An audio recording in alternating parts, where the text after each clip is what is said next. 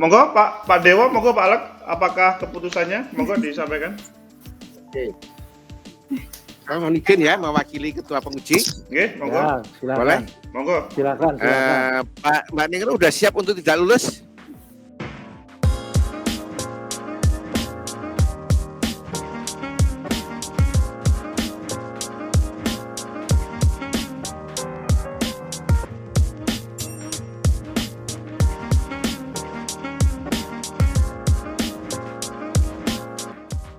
Assalamualaikum warahmatullahi wabarakatuh. Waalaikumsalam warahmatullahi Pagi. Terima kasih kepada Bapak dosen penguji, Bapak Dr. Andes Martin Sugowo dan Bapak Dr. Andes Pansasterius Sri Sadewa dan Bapak dosen pembimbing Dr. Agus Mahfud Fauzi yang sudah berkenan hadir pada seminar akhir skripsi saya. Saya Ningrum Danastri NIM 180405641109 akan presentasikan hasil skripsi saya yang berjudul Jaringan Sosial Pengusaha Tionghoa di Kota Surabaya. Pertama, latar belakang etnis Tionghoa merupakan etnis yang dikenal sebagai pedagang atau pengusaha baik skala kecil, sedang, dan besar. Etnis Tionghoa sudah hadir di Indonesia sejak abad ke-5 sebagai pedagang. Akan tetapi, etnis Tionghoa mengalami tindakan diskriminasi sejak zaman kolonial, terlebih pada zaman rezim Orde Baru pada pemerintahan Presiden Soeharto, di mana penyempitan pergerakan mereka sehingga hanya memfokuskan pada kegiatan usaha yaitu sebagai pengusaha atau pedagang. Akan tetapi pada tahun 1967 ketika masa pemerintahan Presiden Soeharto, Indonesia mengalami invasi yang mana membutuhkan suntikan dana dari investor baik lokal maupun luar.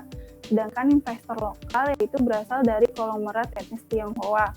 Maka dari itu etnis Tionghoa yang sebagai pengusaha besar bersinggungan dengan aktor politik atau elit politik untuk mempertahankan usahanya. Setiap pengusaha etnis Tionghoa tentunya memiliki jaringan untuk mempertahankan dan mengembangkan bisnisnya. Etnis Tionghoa berada di seluruh Indonesia, salah satunya Kota Surabaya. Kota Surabaya memiliki beberapa pengusaha besar dengan etnis Tionghoa yang bersinggungan dengan kelompok kepentingan. Tentunya kepentingan tersebut memiliki jaringan. Maka dari itu, penelitian ini membahas tentang jaringan sosial pengusaha etnis Tionghoa di Kota Surabaya. Yang pertama, rumusan masalah bagaimana proses dan bentuk jaringan sosial yang dibentuk oleh pengusaha Tionghoa di Kota Surabaya. Kedua, tujuan penelitian.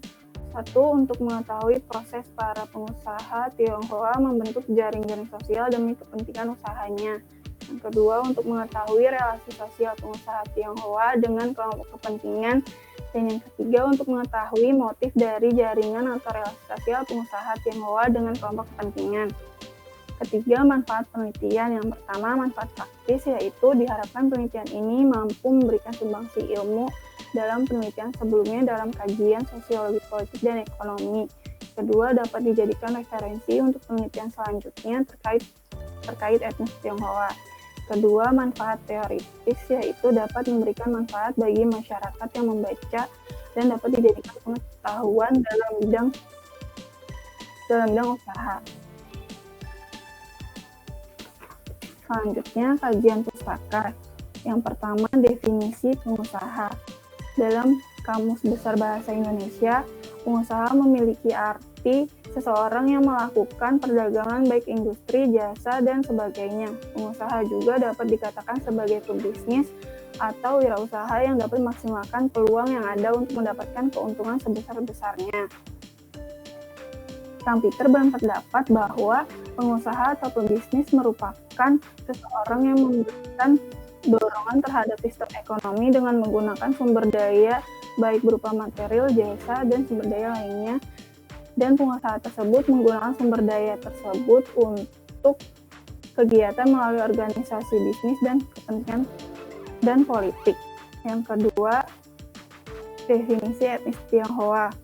Ketika masa penjajahan dilakukan oleh Belanda di Indonesia, etnis Tionghoa disebut sebagai citizen baik imigran maupun etnis Tionghoa campuran. Sedangkan etnis Tionghoa dipanggil oleh warga lokal sebagai Cina atau Cino. Etnis Tionghoa terkenal sebagai memiliki pribadi yang gigih dan disiplin. Maka dari itu etnis Tionghoa gigih untuk mengembangkan usahanya, sehingga mereka saat ini hampir menguasai perekonomian di Indonesia. Ketiga, jaringan sosial, perspektif James Coleman. Konsep jaringan sosial dalam sosiologi dan antropologi merupakan pembahasan terkait dengan model sosial. Para sosiologi yang membahas model sosial diantaranya adalah Pierre Bourdieu, Coleman, Putnam, dan Lawang. Mereka melihat bahwa model sosial dimiliki setiap individu dalam bermasyarakat dan timbul karena adanya interaksi individu dan menciptakan tatanan sosial untuk menggapai tujuan bersama. Coleman juga menyatakan bahwa jaringan sosial pada model sosial terjadi karena adanya potensi informasi, kepercayaan, dan keterlibatan antara aktor yang dijalankan serta menjalankan sesuai norma dan aturan yang berlaku dan dapat digunakan dengan tepat untuk menciptakan kontrak sosial yang saling mengikat dan menjembatani. Coleman juga menjelaskan bahwa jaringan sosial setiap individu atau aktor biasanya mengutamakan kepentingan mereka sendiri. Jika bekerja sama disebabkan karena adanya kepentingan. Coleman juga menyatakan bahwa jaringan sosial merupakan jaringan yang menggambarkan relasi atau pola subjektif yang memiliki ikatan-ikatan untuk menggabungkan individu dan kelompok di masyarakat. Coleman juga melihat model sosial sebagai sumber daya yang melibatkan harapan akan resiprositas dan melampaui individu lainnya, juga melibatkan jaringan yang luas di mana relasinya diatur oleh tingginya tingkat kepercayaan dan nilai-nilai bersama. Beberapa penelitian terdahulu, yang pertama berjudul The Politics of Bank Structural Reform, Business Power and Agenda Setting in the United Kingdom, France and Germany, tahun 2019, ditulis oleh David Howard dan Scott James. Hasil penelitiannya adalah perusahaan besar memiliki pengaruh yang dimediasi oleh aktor politik dan birokrasi dan penyaluran melalui proses kelembagaan. Kedua, Steering Wheel Macros, Chinese Business Actors in Global Governance, ditulis oleh Han Ying Wang dan Han Ziyu. Hasil penelitian adalah pengusaha tidak mengikuti aturan pemerintah namun berambisi untuk menjadi pembuat peraturan. Yang ketiga, kapitalisasi demokrasi dan jaringan patronase politik, keterlibatan pengusaha tambang dalam pilkada di Kalimantan Selatan, ditulis oleh Muhammad Wahid Asad. Hasilnya adalah para pengusaha tambang membangun relasi kuasa dengan lembaga legislatif dan pemerintah untuk mendapatkan dukungan kebijakan dalam peraturan daerah terkait pengelolaan pertambangan. Metode penelitian yang pertama, sifat penelitian dan pendekatan. Pada penelitian ini menggunakan metode penelitian kualitatif dengan pendekatan perspektif teori etnometodologi. Etnometodologi sendiri merupakan sebuah metode untuk menggali pemahaman dan produksi tatanan sosial. Pendekatan etnometodologi merupakan metode yang dominan digunakan oleh orang awam untuk dapat memahami, menyelami, dan bertindak dalam situasi yang mereka hadapi. Pada etnometodologi lebih memperhatikan pada tindakan dan interaksi seseorang. Kedua, lokasi dan waktu penelitian. Lokasi penelitian dilakukan di kota Surabaya dan waktu penelitian dilakukan pada bulan November dan Desember. Subjek penelitian dalam penelitian ini, subjek ditentukan dengan teknik purposif, yaitu dengan beberapa kriteria. Yang pertama, warga dengan domisili kota Surabaya, dan yang kedua, etnis Tionghoa dengan berprofesi sebagai pengusaha baik skala kecil, sedang, dan besar. Teknik pengumpulan data dalam penelitian ini yaitu observasi dengan tujuan untuk melakukan getting in dengan para subjek, dan yang kedua, wawancara dengan teknik in-depth interview, di mana agar peneliti dapat mengembangkan topik dan memilih isu yang akan dibicarakan. Yang kelima, teknik analisis data menggunakan Mas dan Haberman. Mas dan Haberman membagi teknik analisis data menjadi 3 bagian, yaitu reduksi data, penyajian data, dan penarikan kesimpulan. Deskripsi lokasi dan subjek penelitian.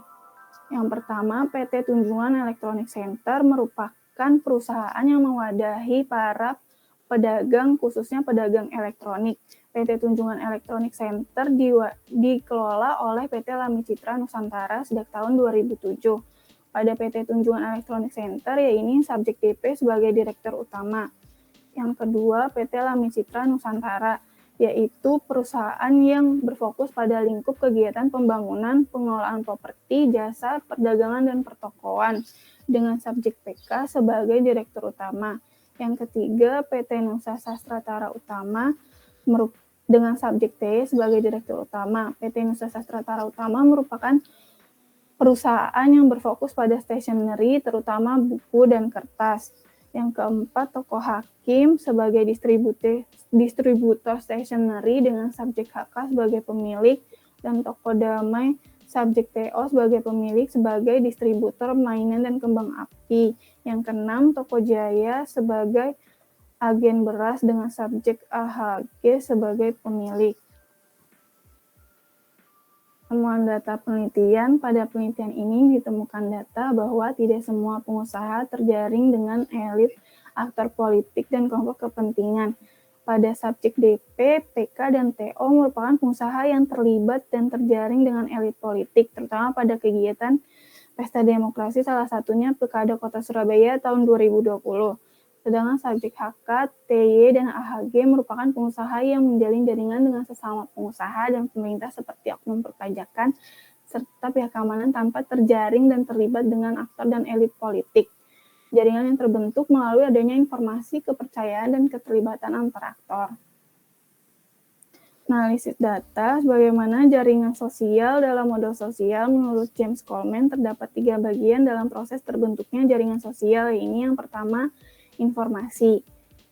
Informasi merupakan jaringan terbentuk ketika memiliki arus informasi yang lancar. Informasi yang didapatkan pada pengusaha yang terlibat dengan elit politik, ya ini terkait kepentingan ekonomi dan kepentingan politik, di mana pada subjek DP, PK, dan TO mendapatkan informasi terkait kebijakan-kebijakan daerah yang akan diberlakukan nantinya.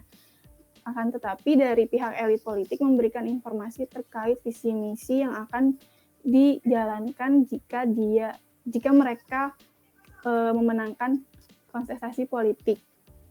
Sedangkan informasi yang didapat oleh pengusaha yang tidak terlibat dengan jaringan elit politik hanya informasi terkait bisnis saja. Yang kedua, kepercayaan.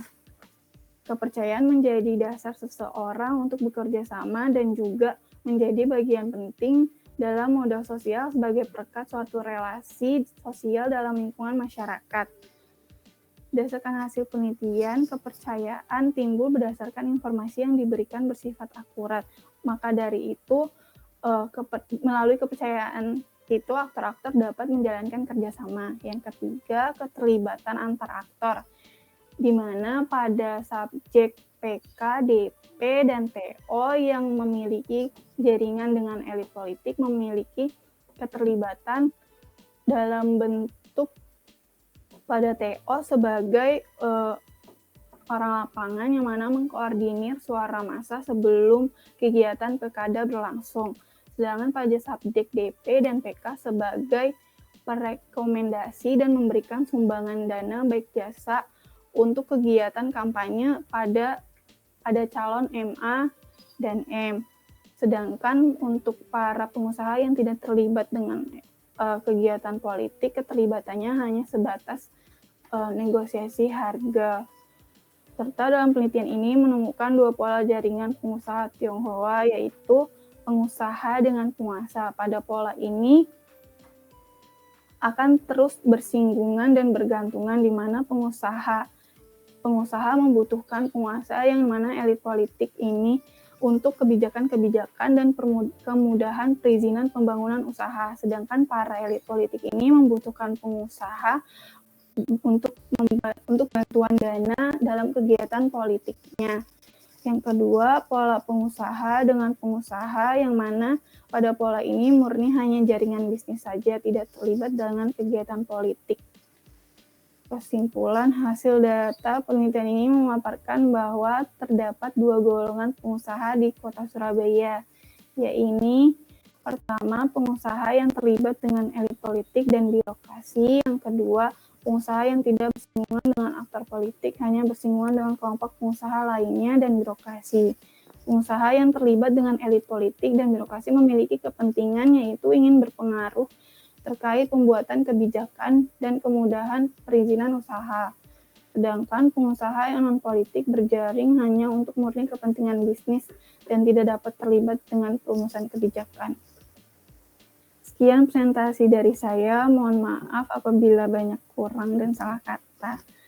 Terima kasih. Udah, Pak? Sudah. Monggo Udah. Pak Dol. Gimana ini? Halo Pak Dewa. Saya ya. Ya. Saya jadi udah ya. Baik ya. Baik untuk ini bagus sekali. Cuman ada beberapa bacaan yang belum dibaca ya. Terutama ada kapitalisme, Yusril Kankunio itu ada bagus sekali. Kapitalisme.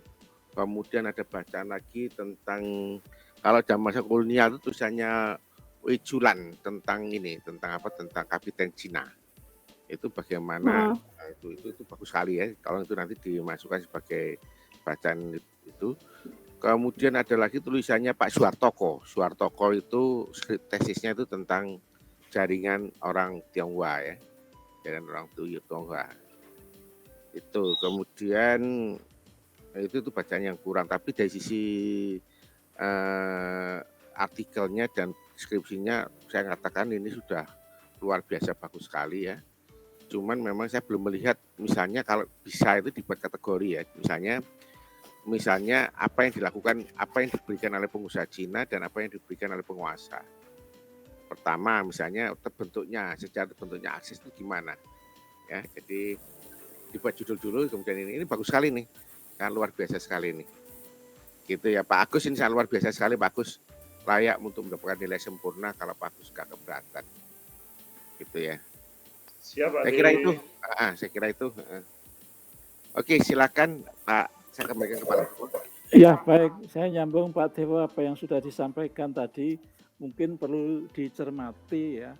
Untuk subjek penelitian itu perlu dikategorisasikan ya.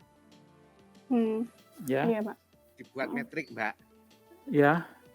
Ini Iya, Pak. perlu dibuat jaringan kepentingan. Ya.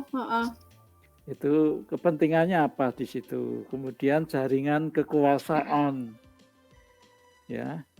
Kemudian jaringan sentimen. Ada enggak sentimen di situ? Enggak. Hah? Enggak. Ya ada kok, masa enggak. Ini kan kategori ini harus jelas. Jaringan kepentingan ini kepentingan siapa? Ini kan namanya jaringan kan seharusnya melibatkan bukan satu etnis, tapi ini etnis Tionghoa saja. Kalau yang sama elit politik enggak, Pak. Kalau yang jaring sama elit politik tidak masuk dalam kajiannya dia, Pak. Iya, enggak. Maksudnya di sini kan ada komunikasi, ya. Ya. Oh ya, bukunya Pak Legowo dimasukkan ya, Mbak ya? Sudah. Iya, Pak. Berkembang. Ya, ini kan perlunya modal sosial juga kan. Mungkin kerangka berpikirnya Fukuyama, Goleman, dan sebagainya. Ini kan kamu bisa melihat dari kerangka berpikir ini. Jaringan sosial dan sosiologi ekonomi ini kan juga tercermin dari situ. Ya. Iya, Pak. Ya, ini sebagai catatan yang perlu saya tambahkan ke kamu untuk lebih spesifik di dalam analisis kamu. Ya. Iya, Pak. Jadi yang penting adalah konsistensimu antara teori, metode, ya, rumusan masalah, teori, metode, dan analisis kamu itu konsisten. Ya. Iya, Baik, Pak. saya kira itu saja Pak Agus. Saya kira masukan saya itu. Pak Agus silahkan mau diteruskan atau disudahi. Terima kasih Pak Legowo atas banyak masukannya demi perbaikan skripsi Ningrum, yang nanti akan menjadi laporan skripsi dan paper untuk dipublish di jurnal. Dan luar biasa terima kasih Pak Dewa atas banyak masukannya. Saya sebagai pembimbing Ningrum, apakah dari berbagai masukan itu Ningrum bisa menerima atau ada yang ditolak? Maksudnya penolakannya itu tentunya dihubungkan dengan misalkan latar belakang penelitian kemarin atau rumusan masalah ataupun tujuan penelitian ataupun lainnya. Bagaimana Ningrum? Diterima Pak masukannya. Serius? Iya. Oke. Aquarius. Kalau serius maka dirimu harus memperbaiki berdasarkan tentunya masukan semuanya diakomodir. Saya sebagai pembimbing juga akan memastikan bahwa apakah Ningrum sudah, selain dari itu semuanya tadi, dari proses sampai presentasi tadi, Ningrum sudah menemukan apa yang dicari dalam proses penelitian ini berdasarkan proposal Ningrum atau berdasarkan rumusan masalah Ningrum? Sudah Pak. Sudah. Coba diceritakan. Kenapa Pak? Coba dijelaskan di sini sehingga Ningrum bisa mengatakan bahwa berdasarkan proposal lebih khusus rumusan masalah, Ningrum sudah mendapatkan apa yang dicari dari proses penelitian ini. Silakan. Sudah dapatkan Pak, cuman saya nyadar di analisis saya enggak terlalu spesifik. Jadinya masih terlalu banyak yang ngambang juga Pak, saya sadar di situ kurangnya. Intinya datanya sudah tapi kurang analisisnya begitu. Iya, saya bingung. Tapi kalau mendengarkan masukan Pak Dewo sama Pak Legowo tadi, kelihatannya ada beberapa data yang belum tercover dalam paper atau laporan skripsimu ini. Bagaimana nih, Tom? Kenapa Pak? Ada yang belum apa? Belum tercover, belum kamu dapatkan dalam proses penelitian. Udah semuanya. Tapi kok masih ada pertanyaan-pertanyaan dari Pak Legowo sama Pak Dewo tadi? Mengapa kok masih ada pertanyaan seperti itu? Meskipun Ningrum juga mempunyai kesanggupan untuk menyempurnakannya. Saya kurang bisa jelasin di pembahasan saya ini, masih terlalu, saya sadar banget masih terlalu banyak kurang dan terlalu ngambang. Oke. Tapi pas dikasih masukan itu saya tahu gitu Pak. Apa sih rumusan masalah Ningrum? Coba dibacakan. Mana tadi?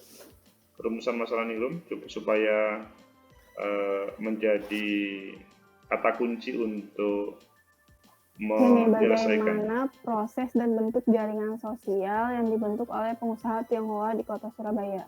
Nah, apakah itu sudah terjawab semuanya? Belum sih kalau semuanya. Belum, oke. Yang prosesnya ini. Jadi kalau mendengarkan masukan-masukannya Pak Legowo tadi memang banyak yang belum ya? Iya. Oke. Jadi memang tidak ada masalah ya Ningrum untuk menyempurnakan dengan berbagai masukan tadi ya? Oke. Iya Pak. Dalam proses penyempurnaan itu Ningrum bersedia berapa lama? Karena hubungannya dengan apakah Ningrum wisuda atau selesai SPK semester 7 atau semester 8. Ningrum mau menyelesaikan kapan? Secepatnya Pak. Kan SPK terakhir tanggal 20 Pak. Lah. Jadi sebelum tanggal 20. Oke, saya sudah host. Dirimu juga host. Anda keluar. Dirimu keluar dulu nggak apa-apa. Iya Pak. Makasih Pak. Dirimu berdoa sambil berdoa. Iya Pak, berdoa terus saya.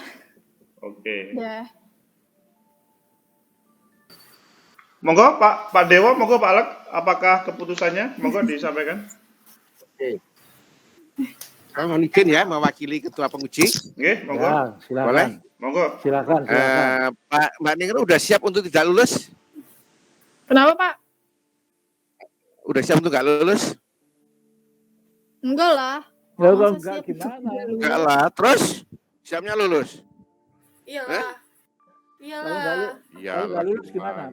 Pulang kampung. Mbak Ningrum, atas nama Pak Iya, Legowo, Anda dinyatakan lulus dengan nilai A. Alhamdulillah.